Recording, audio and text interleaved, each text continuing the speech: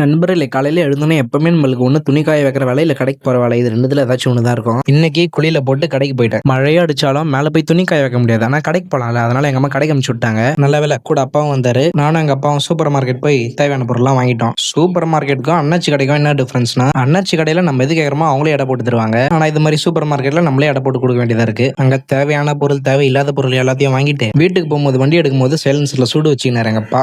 ஒரே கஷ்டமா போச்சு. இருந்தாலும் அவ்வளவு மழையிலயும் எல்லா பொருளையும் வாங்கிட்டு வீட்டுக்கு வந்தா, இப்போ இன்னும் கொஞ்சம் பொருள்லாம் சொல்றேன். அதான் வாங்கிட்டு வாங்க திருப்பி அனுப்பி விடுறாங்க. பக்கத்துலயே இருக்க கடைக்கு போய் எல்லாத்தையும் வாங்கிட்டு வந்துட்டு காலை உணவுக்கு கேழ்வரகு கஞ்சி தான். அதுல சர்க்கரைக்கு பதில் வெள்ளத்தை போட்டு குடிச்சிட்டேன். இன்னைக்கு கார்த்திகை தீபம். இன்னைக்கு தான் நம்மளுக்கு நோன்பு. சோ நோன்பு எடுக்கிற வரைக்கும் நாங்க சாப்பிட மாட்டோம். அதாவது உப்பு போட்ட உணவுகளை சாப்பிட மாட்டோம். நடுவில் லைட்டா வாழைப்பழம் சாப்பிட்டு ஒரே கனமழை காரணமாக கிளைமேட் அருமையா இருந்துச்சு. பட் இன்னொன்னு எப்பவுமே வீட்லயே இந்த மாதிரி ட்ரெயின் ஓடுது. இப்படி மழை பெய்தே நம்ம டாகேஷ் நண்பர்கள்லாம் என்ன பண்றாங்கன்னு பார்க்கலாம். வெளியே போனா அவனுங்களை காணோம். எங்க போனானுங்கன்னே தெரியல. சரி மழை பெய்யுதுன்னு எங்கேயோ சேஃபா ஒதுங்கி இருப்பாங்கன்னு நினைச்சு உள்ள வந்துட்டேன். அப்புறம் நோன்பு எடுக்க தேவையான பொருட்கள்லாம் அடுக்கியிருந்தாங்க.